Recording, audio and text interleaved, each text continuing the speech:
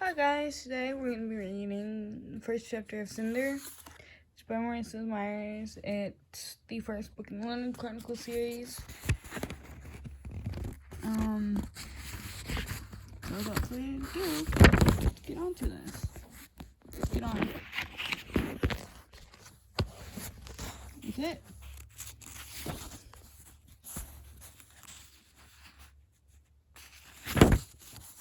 Book 1.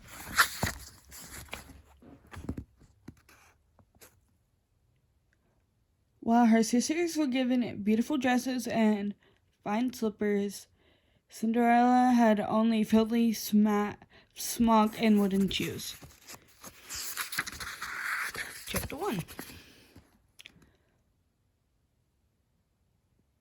The screw through Cinder's ankle had rusted, the engraved cross marks worn on the mangled miracle. Her knuckles ached from forcing the screwdriver into the joint as she struggled to loosen the screw. When the screw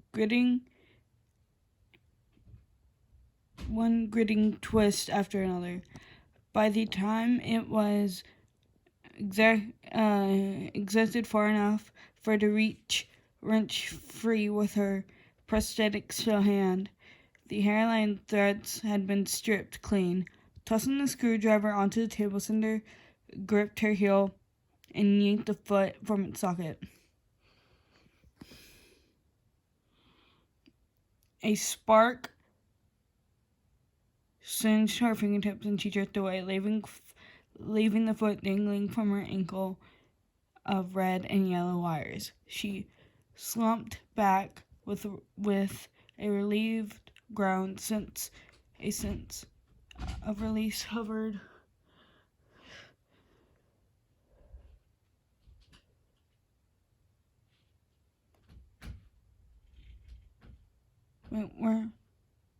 release. Those sense of release hovered at the end of those wires.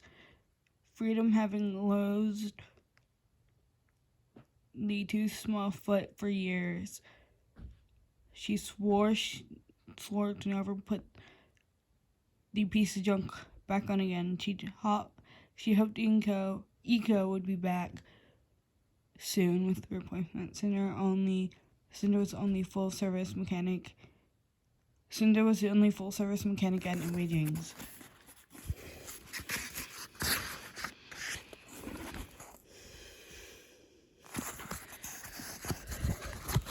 Sorry.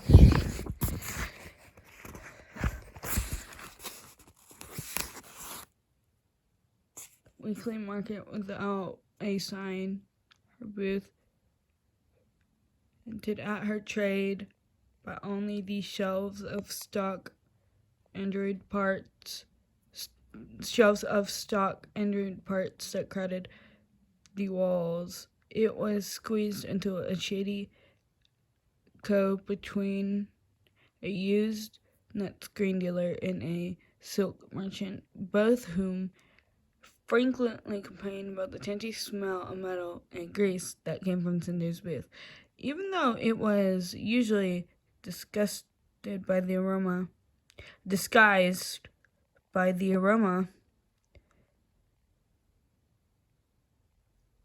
of honey buns from the bakery across the square. Cinder knew they really just didn't like being next to her. A stained tablecloth divided Cinder from the browsers. As they shuffled past, the square was filled with slippers and hawkers, children, and noise. Bellows of men as they bargained with the robotic shopkeepers trying to tug the computers down from the desired profit margins. The hum of ID scanners and monotone voice receipts as money changed accounts and net screens that covered every building filled with the air with the chatter of advertisements, news reports, gossip, Cinder's authority interface dulled the noise into a static thrumming, but today one melody lingered above the rest that she couldn't drown out. A ring of children were standing just outside her booth, throwing ashes, and we all fall down and laughing hysterically as they collapsed. Sorry.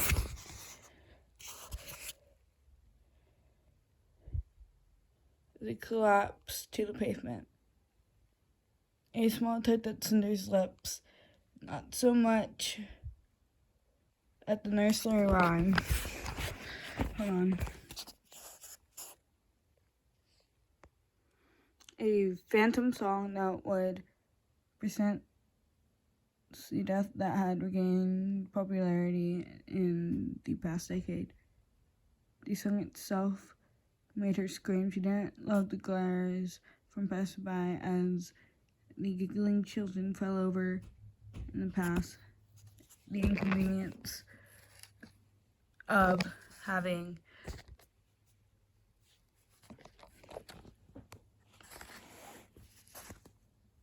to swarm around bunnies, stared grumbles from the children. Santo Cinder's amusement wilted. She spotted Ching Sasha, the baker, pushing through the crowd in her flower-coated apron. Hold on, my cat wants in. Sorry.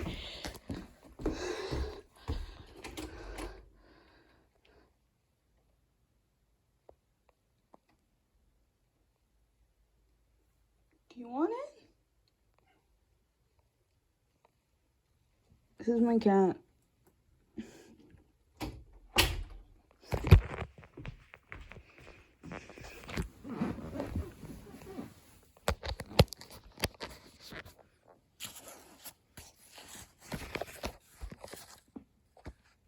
Sorry.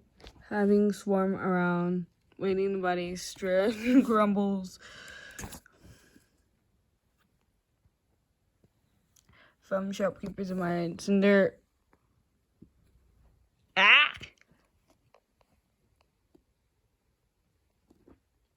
adored the children for it. Shanto, Cinder's amusement wanted as she spotted Ching Sasha, the baker, pushing through the crowd in her flower-coated apron. Shanto, come here. I told you not to play close to. Sasha met Cinder's gaze and nodded her lips and then grabbed her son by the arm and spun away. The boy wilted, whined, dragging his feet as Sasha ordered him to stay closer to their booth. Cinder wrinkled her nose as the bakers were retreating back. The remaining children fled into the crowd, taking their bright laughter with them. It's not like brothers are contagious, Cinder muttered to herself, to her empty booth. The spine-popping stretch, she pulled her dirty fingers through her hair, combing it up into a messy ponytail, and then grabbed her blackened work gloves. She covered her steel hand first, and through her right palm began to sweat immediately inside the thick material. She felt more comfortable with the gloves. On hiding her palting of her left hand, she stretched her fingers wide, working out a cramp that had formed at the fleshy base of her thumb, creaking from clenching the screwdriver, and squinted again into the city square. She spotted a plenty of stocky white androids in the den, but none of them IQ. Starting Cinder bent over the toy box beneath her work table. After digging through the jumbled mass of screwdrivers and wrenches, she emerged with a fuse puller that had been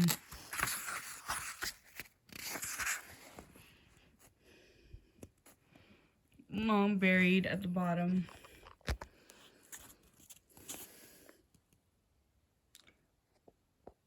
One by one, she disconnected the wires that still linked her foot and ankle, each spurting a tiny spark. She couldn't feel them through the gloves, but her retina display hopefully informed her that, with her blinking red text, that she was losing connection to the limb. The yank of the last layer, her foot clattered to the concrete. The difference was instant. For once in life, she felt weightless. She made the room where the scared foot on the table, setting it up like a shrine, aimed the wrenches and lug nuts before hunkering over her ankle again, and cleaning the grime from the socket with an old rag. Thud. Cinder jerked her head, smacking the underside of the table. She shoved back from the desk, her scour landing on the first lifeless earnest that squat on her work table and then on the man behind it. She was met with a sturdy copper brown eyes, black hair that had hung past his ears, and lips that everyday girls in culture had admired 10,000 times. Her scowl vanished. His own surprise was short-lived, melting into an apology. I'm sorry, he said. I didn't realize anyone was back here. Cinder barely heard him above the blankness in her mind. With her heartbeat gathering speed, her retina scanned his features, so similar from the years spent watching him on the net screen. He seemed taller in real life, and a gray hooded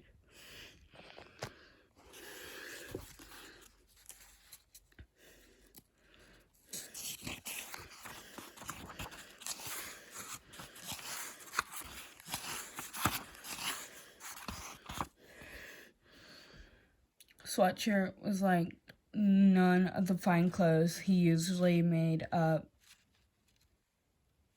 appearance, and still it took 2.6 seconds for Cinder's scanner to measure the points of his face and linked his images to the net database. And another second he displayed, and the display informed her of what she already knew, the details scribbled across the bottom of her stream of green text. Prince Kato, Crown Prince of the Eastern Combination, ID number sign 008271907. Born April 7 APR 108 TU.E. FF 89.98 media hits. Reverse Chiron posted 14 and on AUG 26 TE.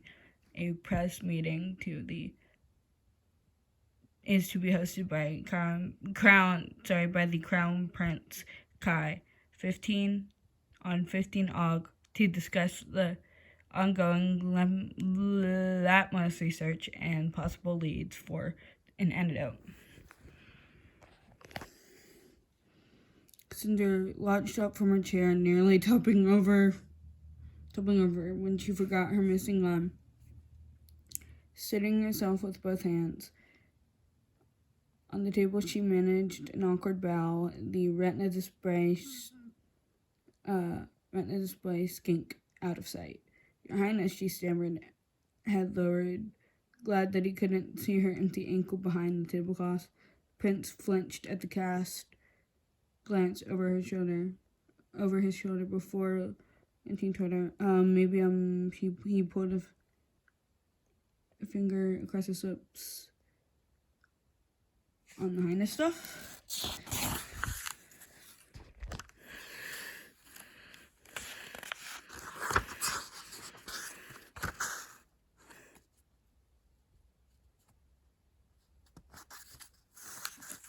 Sorry, I lost a page.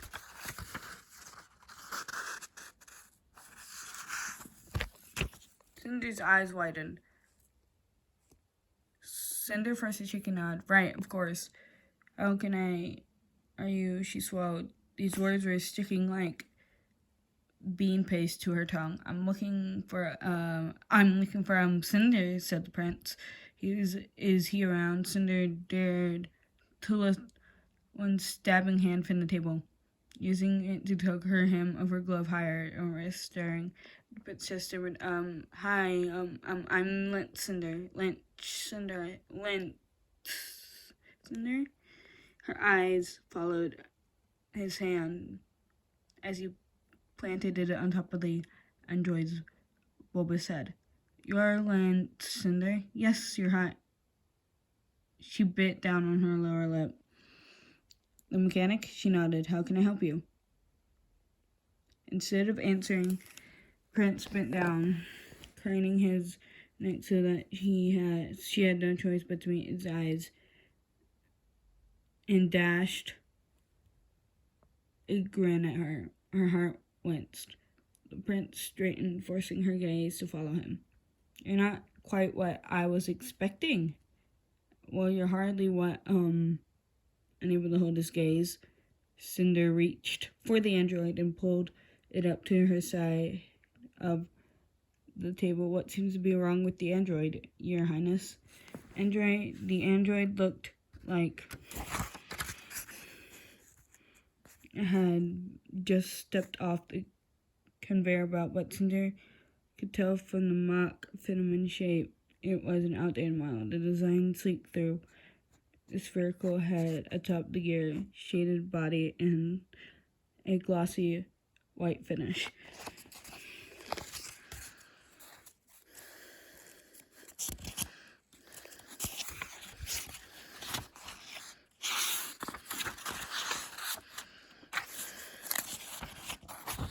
Let's see how long we have. We have 1, 2.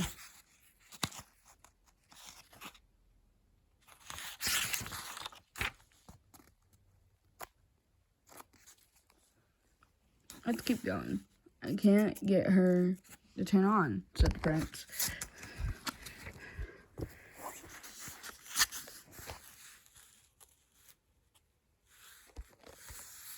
I was watching as Cinder examined the robot. She was working fine on day 1, and then next, nothing. Cinder turned the android around to its sinister light face.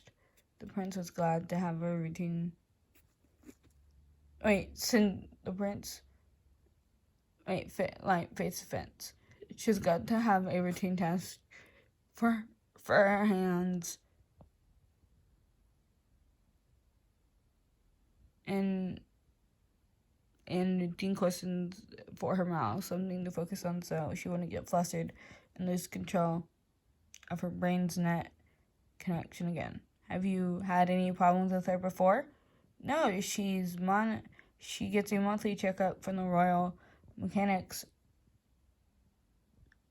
and this is the first time a real problem she's ever had. Looking forward, Prince Kai picked up Cinder's small metal foot from the work table, turning it curiously over in his palm. Cinder turned, watching him as he peered into the wire-filled cavity, fiddled with the flexible joints of the toes. He used 2 long sleeves of his slushy to polish this much. Aren't you hot? Cinder said, saying a gratingly question, when his attention returned to her. For the briefest moment, the prince almost looked embarrassed. Dying, he said. I'm trying to be inconspicuous. Cinder considered telling him that wasn't working, but thought better of it. The lack of dog-skinned girls surrounding her booth was probably evidence that it was working. But then she expected, instead of looking like a royal heartthrob, he just looked crazy. Clearing her thoughts, Cinder refocused on the android. She found the nearly invisible latch, opened the back panel. Why aren't the lower guys the royal mechanics fixing her?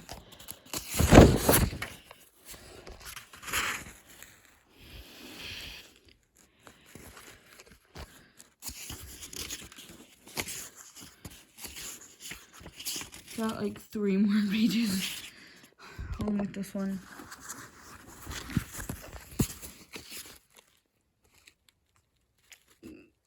They tried, but they couldn't figure out what was wrong with her. Couldn't figure it out. Someone suggested I bring it to you. He set a foot down and turned his attention to the sleeves of old and battered parts from the androids. Of the sleeves, parts for androids. Sorry, hovers, net screens, sports grades, parts for cyborgs. They say you're the best mechanic in invasion. I wasn't expecting an old man. Do they? She muttered. It wasn't voice of surprise. Most of her customers couldn't fathom how a teenage girl could be the best mechanic in the city.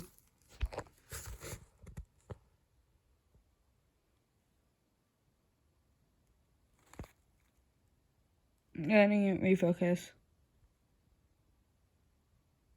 Be the best mechanic in the city and never broadcast the reason for her talent. Fewer people knew that she was a cyborg, the better she was. Sure, she'd go mad if all the market shopkeepers looked at her. Wait.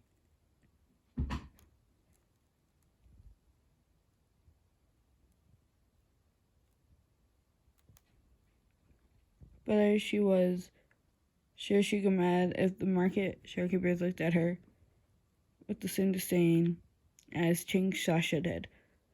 She nudged some android's wires aside with her pinky. Sometimes they get worn out. Maybe it's time for a new model. I'm afraid I can't do that. He said, I'm trying to get the camera to refocus. There you go. Just to go mad. Shopkeepers looked at her the way with the same disdain as Jane Sasha did. She nudged some of the android wires, said with her pinky, sometimes they just go out. Maybe it's time for a new upgrade to a new model. I'm afraid I can't do that. She contains a top secret information. It's a matter of national security that I have to retrieve it before anyone else does. Fingers stalling, Cinder glanced up at him. He held her gaze for 3 seconds before his lips twitched. I'm just joking. That so was my first android. It's sentimental.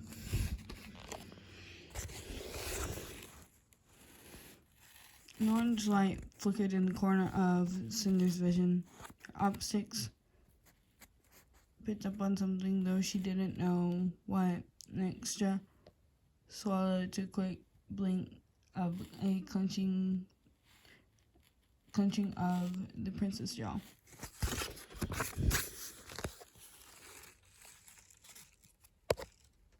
She was used to a little orange light. It came up all the time. It meant someone was at national security, she said, funny.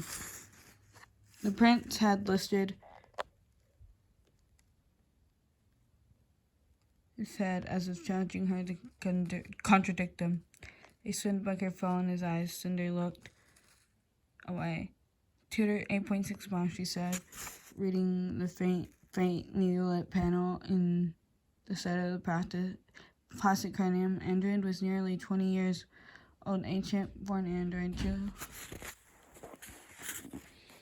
Hold on, I have to let me get out.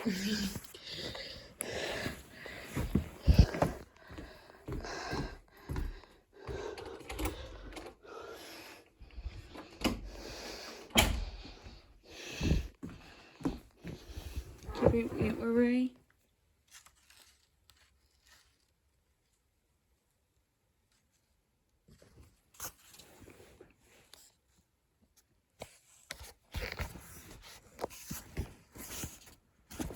Sorry, let's get it refocused. Sorry, I'm so sorry.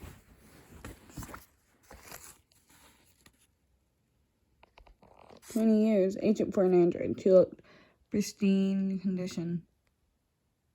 Raising her fist, she thunked the android hard on the side of its head, barely catching it before it toppled over into the table. The prince jumped. Cinder set the android back on its chest and jabbed the power button. Nothing happened. Just beside how often that works. The prince let out a single awkward chuckle. "Are you sure?" Cinder the mechanic.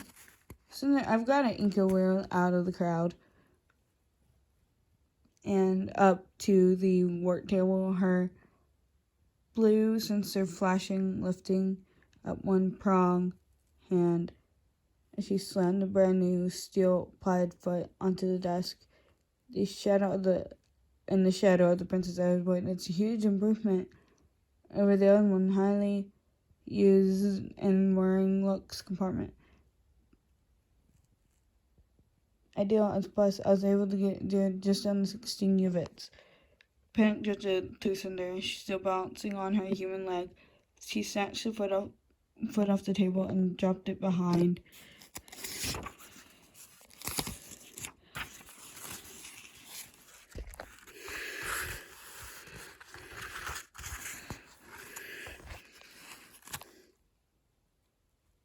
"Good work, Inko," he insisted. "We'll be delighted to have a replacement foot for his escort droid." Inko's sensor dimmed. "I danced a few. I don't compute." Smiling through locked teeth, Cinder gestured at the prince. "Inko, please pay your respects to her customer." She lowered her voice. "His Imperial Highness." Inko craned her head, aiming the round sister up at the prince, who towered more than 3 feet over her. The light flared as her scanner recognized him. "Prince Kai," she said. "Prince Kai," she said, her metallic voice squeaking. "You're even more handsome in person." Cinder's stomach twisted. Embarrassment, even.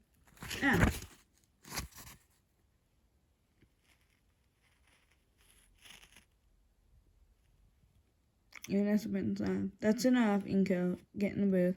He obeyed, pushing aside the tablecloth and ducking under the table.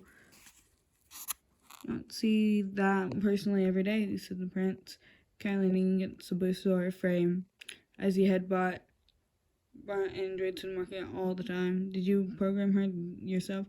"Believe it or not, she came that way. I suspect a programming error, which was probably my stepmother, got her for so cheap." "I do not have a programming error," said Inko from behind her. Cinder met the prince's gaze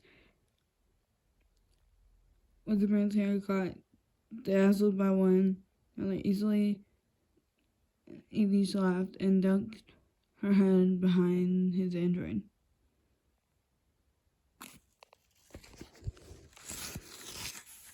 "So what do you think?" she asked. He asked. "I need to run some diagnostics. It'll take me a few days, maybe a week." Tucking a strand behind one ear, Cinder sat down, grateful to give her leg a rest while she examined the android's innards. She knew she must be breaking some rule of etiquette, but the prince seemed to mind as he tipped forward, touching hands. "Do you need payment up front?" It is was stored embedded with ID chips in their way to cover him. "No, thank you. It will be my honor." Prince Kai looked up and about to protest, but then his hand fell. "I don't suppose there's any hope for having her done before the festival." Cinders and shut the android's panel. "I don't think that will be a problem without knowing what's wrong with her." I know, he rocked back in heels, just wishful thinking. How I contact you when she was ready. Soon they come to place or I'll be here again. Next weekend I could stop by then. Oh yes, said Ingo in front of the back with, we're here every market day. You should come again. That would be lovely. Cinder flinched. You don't need to.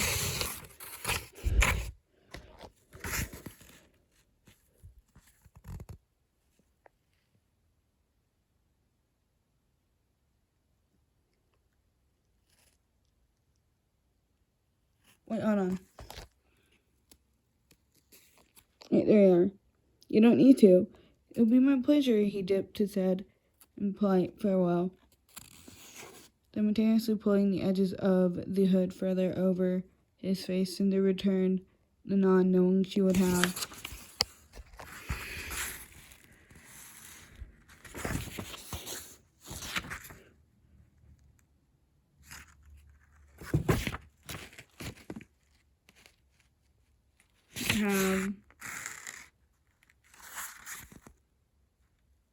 Stood about two. Wait, what?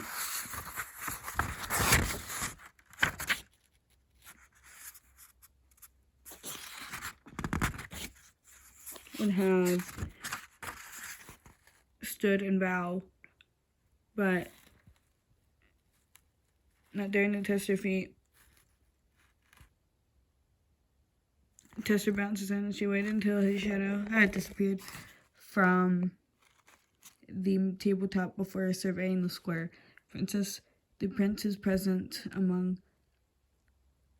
had hurried crowd seemed to have gone unnoticed. Cinder let her muscles relax. Eco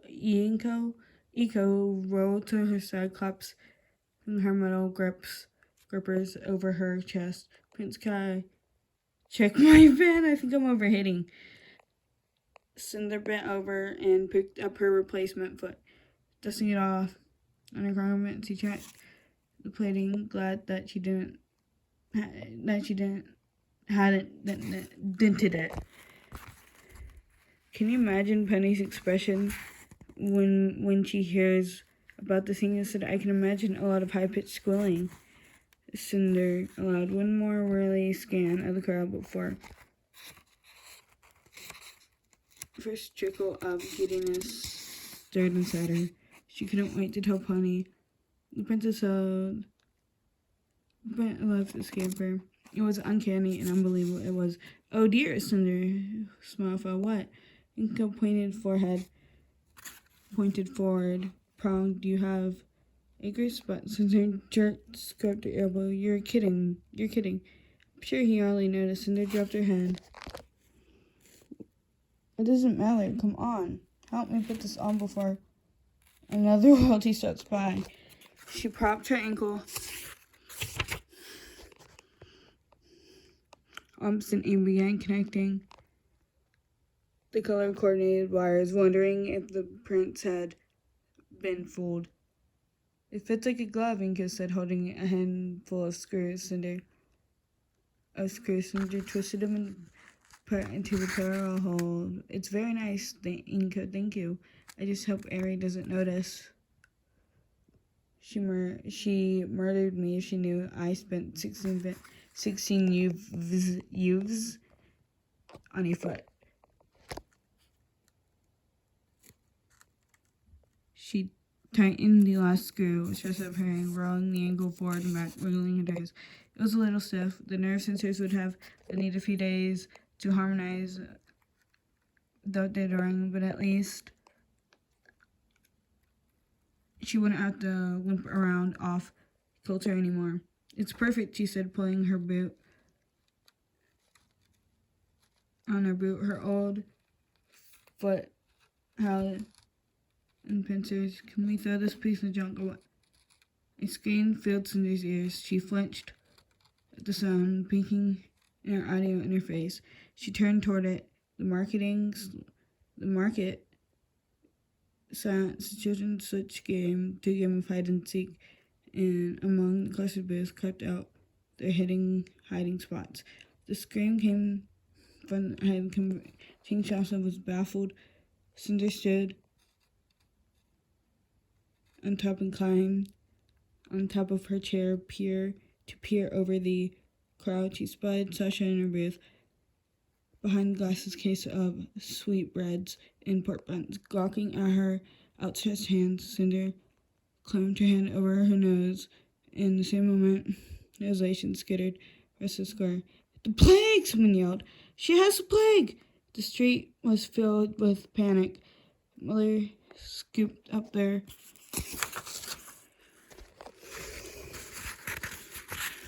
children, masking their faces with desperate hands as they scrambled to get away from Sasha's.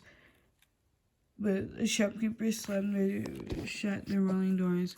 Shantu screamed and rushed toward his mother, but she held her hands out away from him. "No, stay back!" A neighbor shopkeeper grabbed the boy, tucking his child under his arm as he ran. Shashi yelled, screaming after him, but the words were lost in the uproar. Cinder's stomach turned. They couldn't run. Her girl would be trampled in the chaos. Holding her breath, she reached the cord from her booth corner and yanked the metal door down its rail. Darkness cloaked them, but for a single shred of daylight on the ground. Heat rose up from the concrete floor. Stiffing, crumpled space. "Cinder," said Echo. "Cinder?" Yonka said a robotic voice. She brightened her sensor, watching the both in blue light. "Don't worry, Cinder," she said.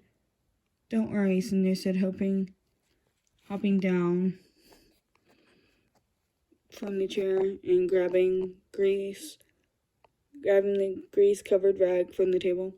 Screams were already fading, transforming the booth into its own empty universe.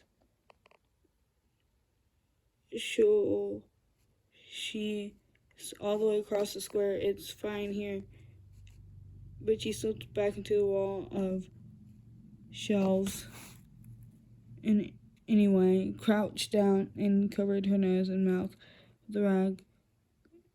There they waited, Cinder breathing shallowly as possible until they heard sirens of emergency Hoover and can take Sasha away. That is the end of chapter 1. I think this will be a really good and cool, interesting series, though it is chapters are really long, so if you want to continue, let me know. I really enjoyed it. See you next time. Bye.